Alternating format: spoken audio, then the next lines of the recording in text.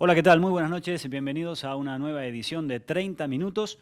Hoy vamos a conversar con un invitado muy especial. Es bahiense, desde hace tiempo reside en Buenos Aires, pero además ha recorrido el mundo escribiendo y también haciendo números, porque además de ser escritor, es matemático. Y de esto estaremos hablando con Guillermo Martínez.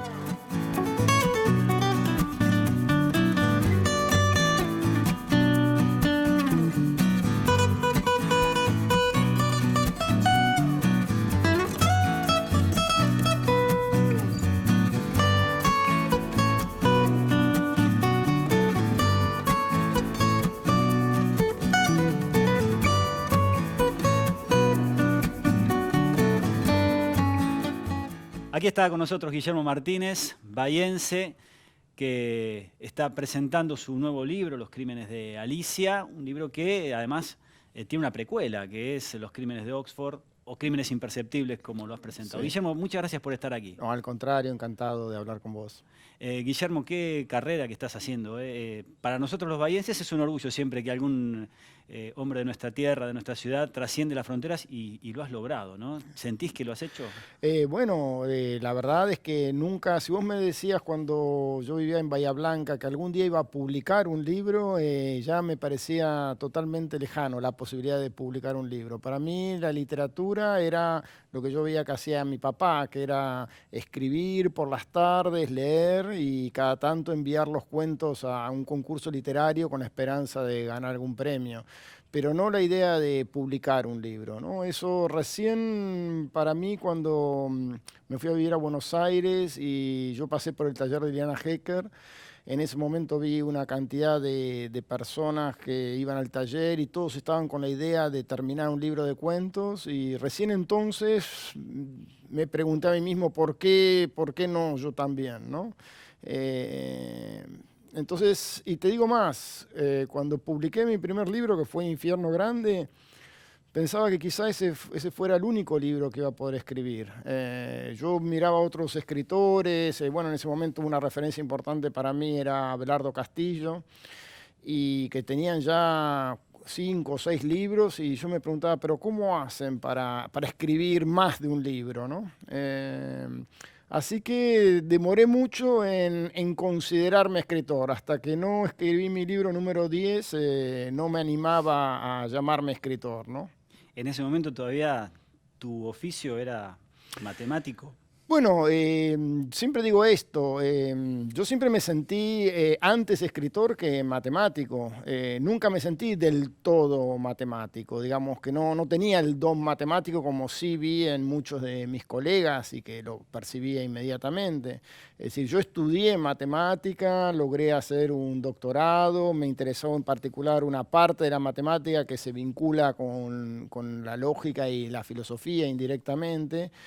Eh, pero siempre me sentí primero escritor, ¿no? En todo caso. Lo que pasa es que, como te digo, no necesariamente pensaba en una carrera de escritor. Así que la verdad es que yo fui uno de los sorprendidos, sobre todo de que Crímenes Imperceptibles tuviera tanto éxito, porque ese fue un poco el libro que me permitió, por un lado, dejar la universidad, dedicarme únicamente a la literatura, que me abrió la posibilidad de publicar en el extranjero, ¿no? Tuvo 40 traducciones esa novela.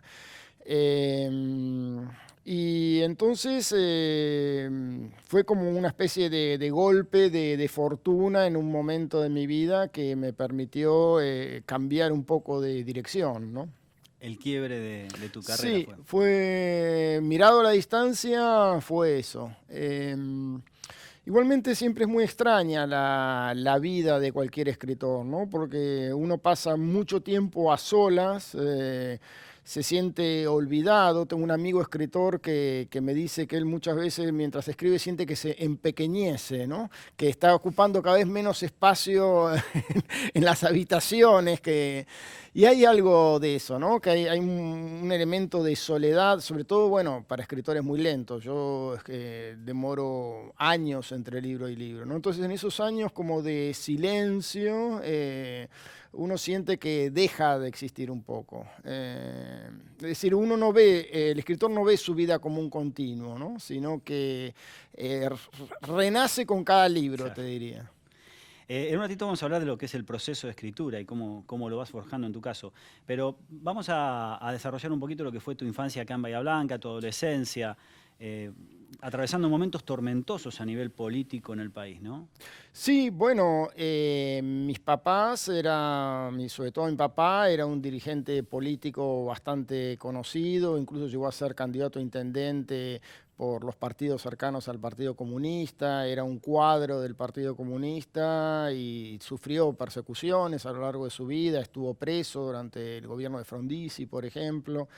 Mi mamá también tenía una militancia en la universidad, a los dos los echaron durante la dictadura.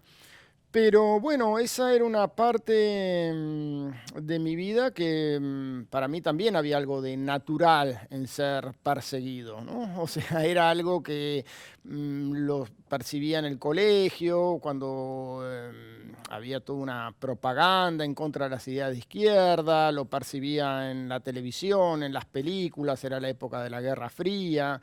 Em, y bueno, uno se va creando, por supuesto, un discurso, una lectura, razonamientos para enfrentar una realidad que para la izquierda en Argentina suele ser muy hostil. Bueno, lo muestran las elecciones sucesivas, ¿no? La izquierda nunca logra reunir un porcentaje digno de votos, ¿no? Pero mi infancia yo la recuerdo con mucha felicidad. Era una infancia, bueno, entre libros, películas. Mis papás fueron socios fundadores del Cine Club, después se fundaron el Cine Club infantil. Teníamos una tía maravillosa que venía de Buenos Aires con nuestros primos, lo pasábamos muy bien. Y después yo pude hacer, en parte por vivir en una ciudad de las dimensiones de Bahía Blanca, pude hacer muchas cosas durante la infancia, ¿no? Que quizá en Buenos Aires no hubiera podido hacer tantas cosas. Yo tuve una incursión en el conservatorio de música, ¿no? Estudié guitarra, después estudiaba inglés, hice natación en el Club Olimpo, después ajedrez, me dediqué a jugar al tenis en adolescencia, en fin, pude como ensayar distintas posibilidades. Eso es lo que más valoro de haber vivido en una ciudad como Bahía Blanca, ¿no? En una ciudad más grande hubiera sido muy difícil. ¿Y cómo era el día a día en esos tiempos tormentosos de la dictadura, por ejemplo? Mira, el recuerdo que tengo más, te diría, duro, tiene que ver con, por un lado, que en una época, todas las noches, mi papá, como última cosa que hacía a la noche, ponía unas chapas contra la puerta, digamos, de entrada, porque tenía miedo de que le pusieran una bomba a la casa y la explosión entrara hacia adentro, ¿no? Entonces era como una especie de protección porque a mi papá lo llegaron a incluir en la lista de la AAA. Entonces ese es el recuerdo, digamos, ominoso de esa época. Y luego, bueno, una hermana mía eh, vio cómo mataban a uno de sus compañeros del colegio secundario y quedó totalmente impresionada y quedó muy mal de esa experiencia. O sea, esos son los recuerdos así más duros que tengo de esa época. Luego, mi mamá era muy amiga de la madre de uno de los chicos del industrial. En esa época de la dictadura secuestraron a toda una división del colegio industrial, un segundo año, que se llevaron a todos los chicos secuestrados y los torturaron durante días y días. Estaban todos desaparecidos y los estaban torturando. Chicos de entre 14 y 15 años, para que uno pueda imaginar, ¿no?, respecto de las edades nuestras de los hijos. Chicos que, por supuesto, en su gran mayoría no tenían absolutamente ninguna idea política, no sabían qué decir cuando los torturaban, no sabían qué correspondía decir y qué no correspondía decir porque no tenían ni idea de lo que les estaban preguntando. Bueno, uno de esos chicos, Boisuk, fue de los que declararon en el juicio de la verdad, ¿no? Es decir, y esa experiencia también la vivimos muy de cerca porque eran amigos íntimos de mis papás. En medio de ese clima tremendo de persecución, de violencia, de muerte, tus padres nunca se desentendieron de la educación de ustedes y de una forma muy particular, especialmente el acercamiento que hizo tus papás hacia ustedes de la literatura. Sí, bueno, ayudó mucho que mi papá tenía un gran sentido del humor. Era una persona muy divertida, de manera que siempre fue muy positivo en cuanto a la cultura, tenía una fe absoluta en las posibilidades de educación. Fue uno de los organizadores de la Feria de las Ciencias en los colegios secundarios, le gustaba organizar también certámenes de ajedrez en los colegios. Siempre él apostó a la educación y a la lectura, en fin. Entonces, siempre los libros fueron de algún modo también un refugio en esa época, ¿no? Y los cuentos también, ¿no? ¿Los incentivaba a escribir a todos los hermanos? Sí, sí, todos leíamos y los fines de semana él nos juntaba, nos leía un cuento, había algo así como un certamen que todos teníamos que escribir un cuento y él después los leía y el que ganaba, digamos, lo pasaba a máquina, tenía una máquina de escribir Olivetti y iba a la Olivetti. ¿Y esos libros, esos cuentos los tenés todavía? ¿Los Tengo preservaste? uno de ellos, uno que escribí a los 13 años. Me pidieron de una revista literaria que se llama La Balandra. Justamente la nota era cómo empecé a escribir, ¿no? Es una sección que tenían en la revista y ponían textos, los primeros textos de cada escritor. Y tengo, sí, guardado una copia de ese texto donde mi papá también sugería correcciones, ¿no? Era como si fuera un editor. Entonces están sugeridas sus correcciones al lado del cuento. Sí. Recordás esa etapa con cariño, ¿no? Con mucho cariño y fue fundamental porque era una mirada no condescendiente, ¿no? Es decir, una mirada atenta, cariñosa, pero bueno, también era bastante riguroso en su manera de corregir. Ese cuento, si ahora lo lees, ¿vos le harías otras correcciones? Ah, es un cuento que lo siento muy ajeno, porque era la época en que yo trataba de copiar los cuentos fantásticos de Borges, esos cuentos donde Borges impostaba la retórica de las mil y una noches. Entonces, me quedarán muy ajenos, ¿no? Pero la idea detrás del cuento no estaba tan mal, ¿no? ¿Hoy seguís algunos de esos consejos o de esas costumbres familiares con tu propia familia? ¿O lo has hecho cuando tus hijos eran chiquitos? Bueno, yo intenté con mis dos hijas que las dos leyeran y lo conseguí en grados muy módicos. Es difícil. Pero también es cierto que no insistí tanto. Es decir, una estrategia que me sirvió durante algún tiempo fue, mientras eran razonablemente chicas, era que, bueno, a partir de cierta hora se apagan todas las pantallas y te podés quedar despierta si lees algún libro, ¿no? Una hora más que sería la hora de lectura. Y eso durante algún tiempo funcionó y las dos leyeron sus libros, ¿no? Por ejemplo, mi hija menor se leyó casi todos los de la serie de Harry Potter y algunos otros libros. Ahora estoy intentando volver y trato de leer con ella algún libro que me parezca interesante o que me parezca, que yo recuerde como que para mí fue iniciación en algún sentido, ¿no? Pero no es algo que ninguna de las dos tome para sí, que busque sus propios libros. No conseguí eso, ¿no? Tengo que decir. ¿Es una cuestión generacional o es que hay más competencia ahora de otros dispositivos, otras cosas que a los chicos les cuesta mucho más acercarse al libro? Yo creo que hay un tema de concentración que requiere la lectura y que esa concentración está un poco perdida, sí, por las intermitencias que tiene la comunicación a partir de la aparición de los celulares. Sin duda, para mí hay algo de eso. O sea que la atención general de las personas ahora está todo el tiempo dividida. el que maneja mira el celular, los que conversan miran el celular. Típicamente una pareja va a la noche a comer, cada uno tiene el celular en la mesa y los dos están consultando el celular. Es decir, se acabó la idea de concentración y la lectura requiere absorción, requiere atención única. Me parece que ese es un elemento nuevo que apareció en la vida de todos, ¿no? ¿Y estamos en medio del proceso o sentís que en algún momento va a haber un quiebre con respecto a esto? La sensación de que yo cada vez creo, vamos a concentrarnos menos. Es difícil saber porque estas cosas para mí no son devenires espontáneos.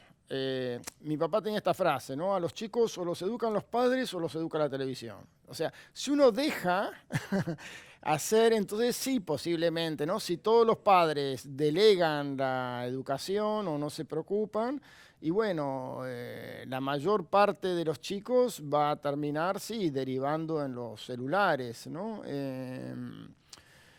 Pero aquellos padres que se toman en serio la cuestión logran otros resultados y otra clase de chicos. Es una decisión, te diría, muy personal, ¿no? Más allá de que la época conspire en contra de la lectura.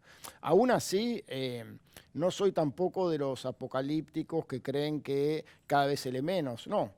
Comparativamente se lee igual o más que en estas otras épocas. Por ejemplo, el fenómeno de Harry Potter es algo para pensarlo muy bien, porque se decía que los chicos no leían, todas estas cosas que te estoy diciendo yo se decía ya en esa época, ¿no? Que ya los chicos no solamente podían leer aquello que estuviera muy cerca de sus intereses, que fueran libros breves, que no tuvieran demasiada complejidad.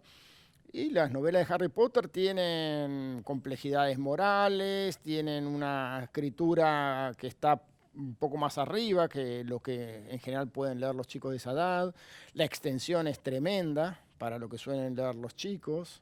O sea, son libros libracos. Y aún así se los han leído masivamente. Millones de chicos han leído esos libros. Eso tiene que enviar una cierta señal de que quizá estemos pensando mal un par de cosas. La literatura no está muerta, hay que encontrarle Totalmente. la vuelta, ¿no? Alguien encontró la manera de demostrar que hay un potencial de lectura muy importante. Bueno, un ratito vamos a hablar de los libros, de lo que has escrito, de la obra y algunos otros conceptos que tienen que ver con la literatura. En algunos segundos seguimos conversando con Guillermo Martínez, escritor bahiense, pero de trascendencia internacional, que nos está visitando hoy en 30 minutos. Ya venimos.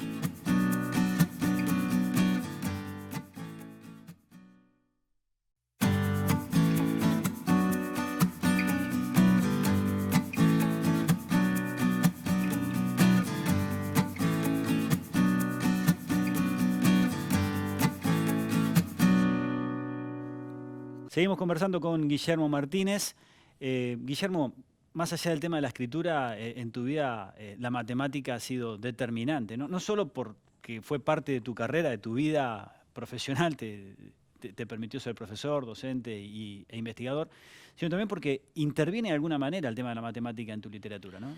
Bueno, en algunos de mis libros sí, no en todos hay que decir, pero curiosamente en los dos que tuvieron más repercusión sí aparece la lógica matemática, los personajes de la matemática, porque son los libros que transcurren en Oxford y yo tomo ahí algo de lo que fue mi experiencia como becario del CONICET. O sea, yo estuve 2 años en Oxford y vi algo de ese mundo académico, de los colleges. Así que mucha gente asocia, digamos, mis libros con la matemática porque leyeron solamente aquellos donde la matemática juega un papel importante. Hay otras novelas mías en donde esa relación no está. Tengo una novela que se llama Yo también tuve una novia bisexual, que es un romance de campus, una novela más bien erótica, diría.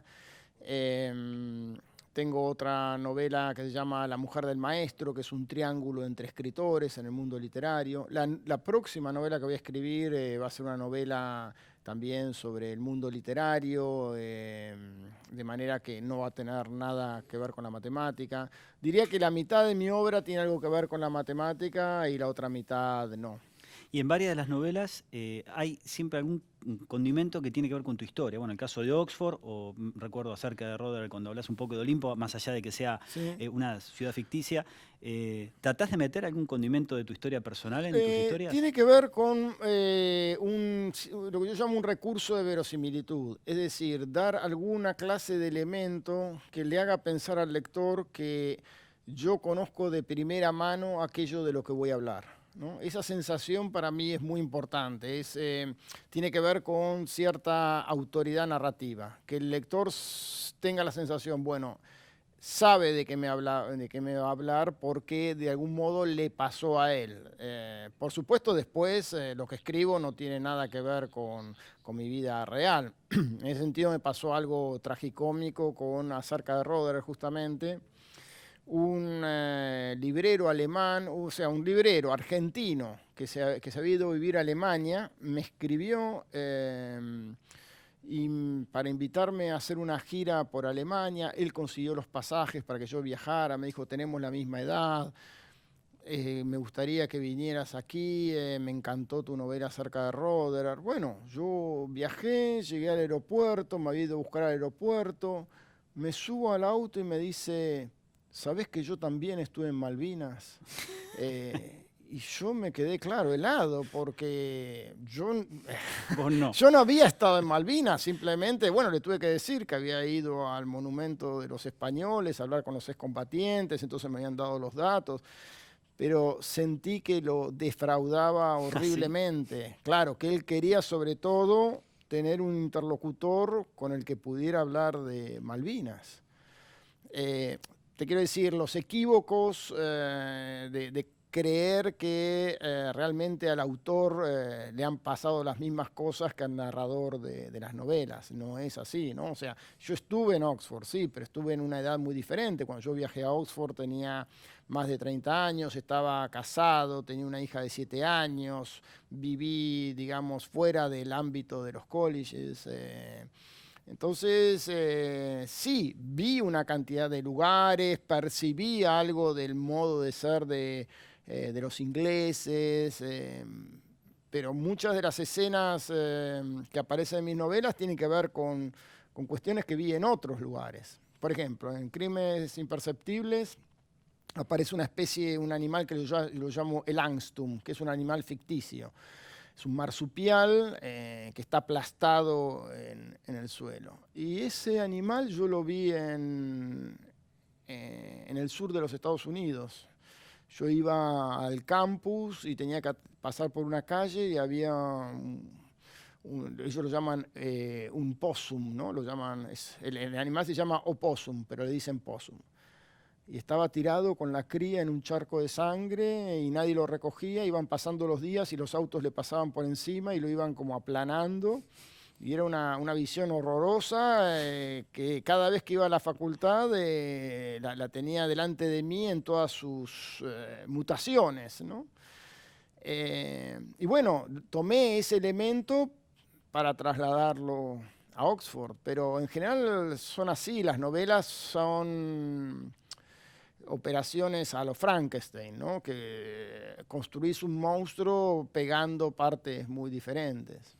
Crímenes Imperceptibles, justamente esta novela, luego terminó en el cine con un elenco de nivel, un director de primera línea como Alex de la Iglesia. ¿Sentís que se representó la obra en la filmación? Sí, se representó como suelen ser las adaptaciones, una versión posible, además, creo yo, muy original en cuanto a la lectura filosófica del final. Es decir, el final de la película es bastante diferente del que aparece en la novela, pero a mí me resultó muy interesante lo que pensó Alex de la Iglesia como una especie de fracaso de las dos inteligencias en pugna. Eso me gustó mucho y luego también por supuesto las ambientaciones, la actuación de John Hurt, incluso el physique du rôle de Elijah Wood, me pareció que había una cantidad de elementos que estaban muy bien en la película y luego, bueno, como suele ocurrir, como la adaptación de una novela siempre tiene que ver con amputar y simplificar para llevar al cine, lamenté que se perdieran algunas algunas escenas que para mí eran importantes. Por ejemplo, el mago René Lavand, que aparecía en la novela, no tuvieron forma de incluirlo en la película. ¿Tenés la ilusión de que la nueva película, el nuevo libro, Los Crímenes Sí. de Alicia, se convierta en película también? Sí, sí, me gustaría mucho que hubiera la posibilidad de hacer una producción.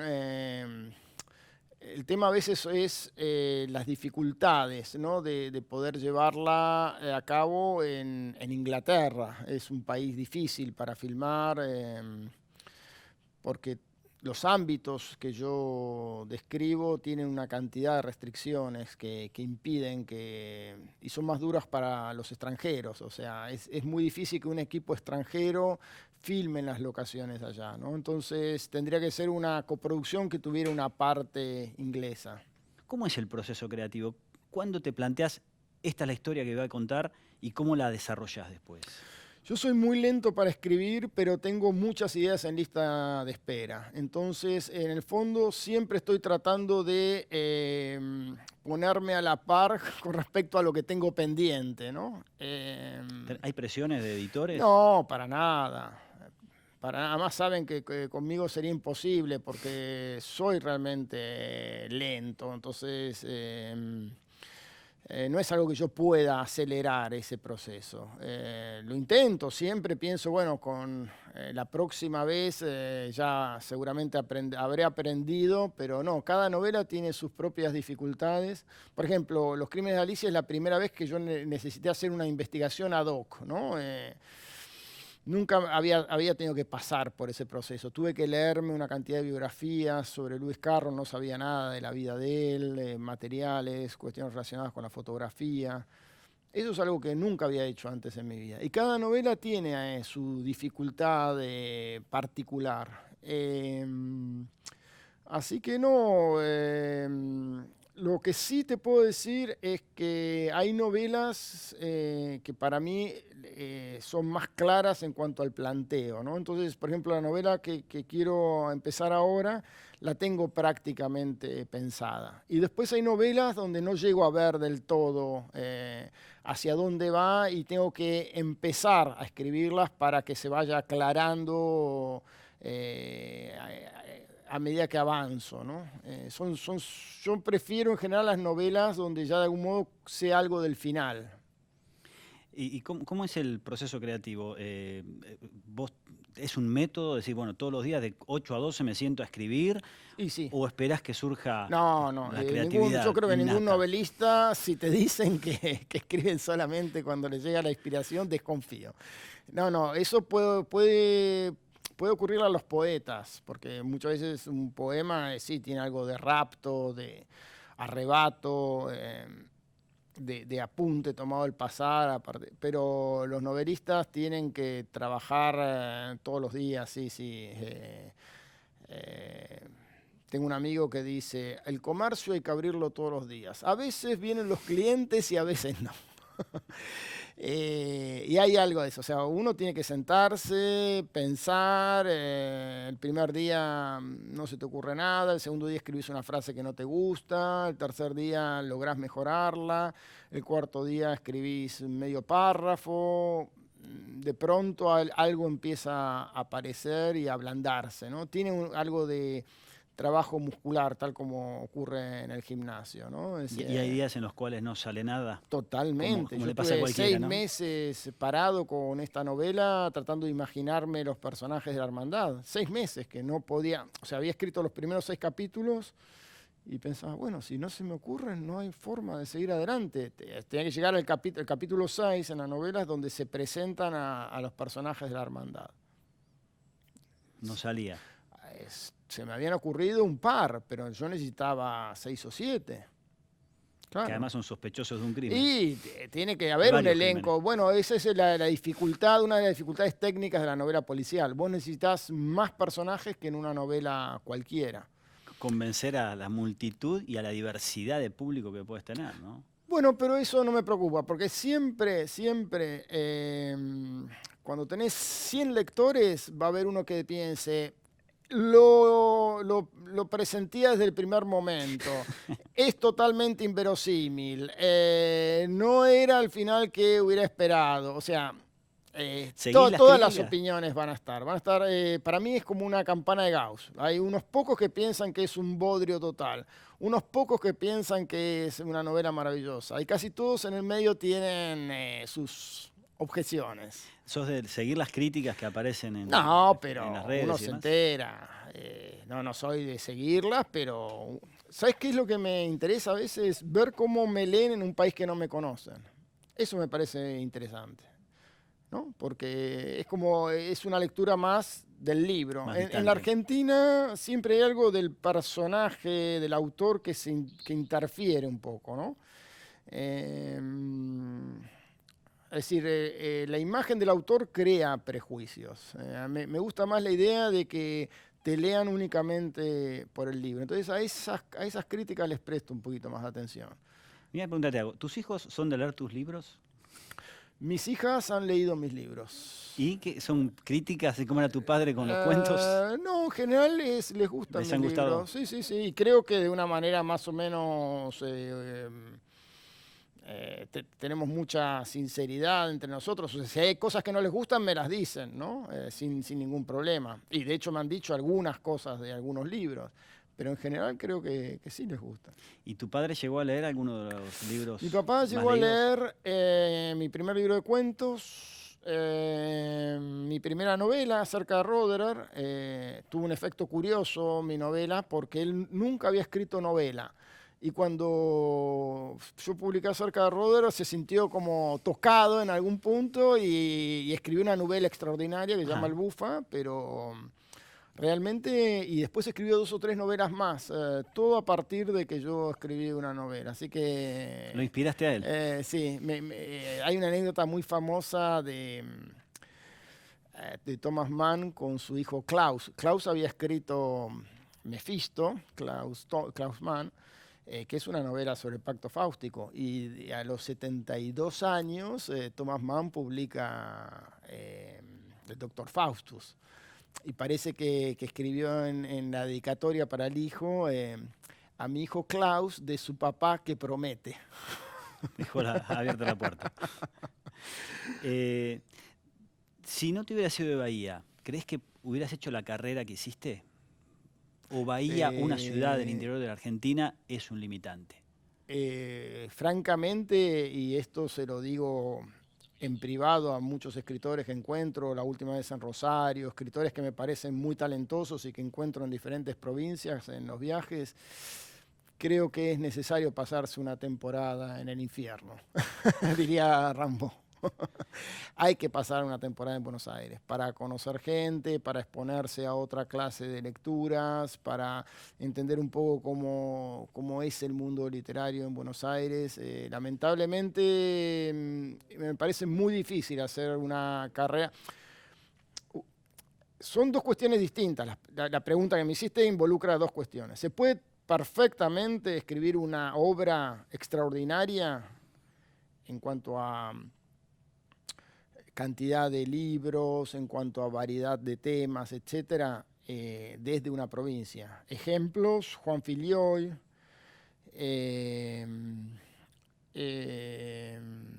eh, Juan L. Ortiz, eh, los mismos poetas Mario Ortiz acá en Bahía Blanca. Marito Ortiz. Bueno, o sea, se puede hacer una gran obra.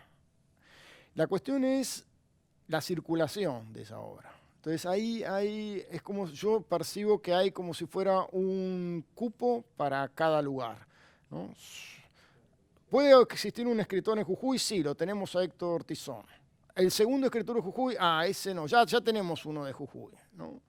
Me parece que hay algo de eso, ¿no? En Bahía Blanca está Luis Sagasti, está cubierto a Bahía Blanca, ¿no? Es como que esa es la parte que me parece difícil de quebrar. Y por eso me parece que los escritores deben intentar, no digo toda la vida, pero una temporada en Buenos Aires.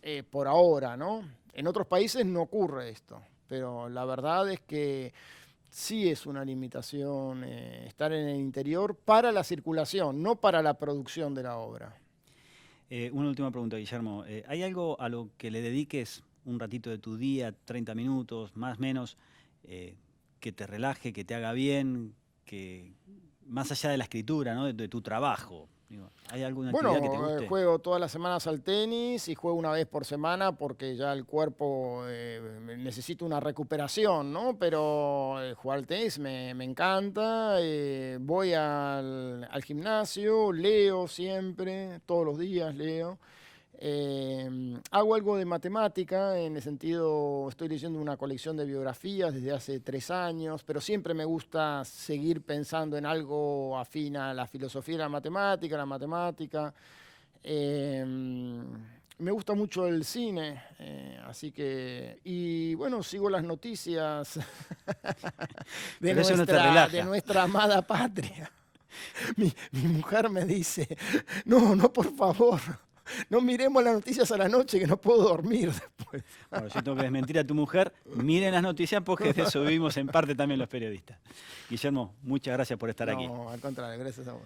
Y nosotros nos reencontramos el próximo sábado con otra edición de 30 Minutos. Gracias por acompañarnos. Recuerden que todos los programas los pueden encontrar en YouTube, en la página Telefe Bahía Blanca y también en nuestras redes sociales. Gracias por acompañarnos.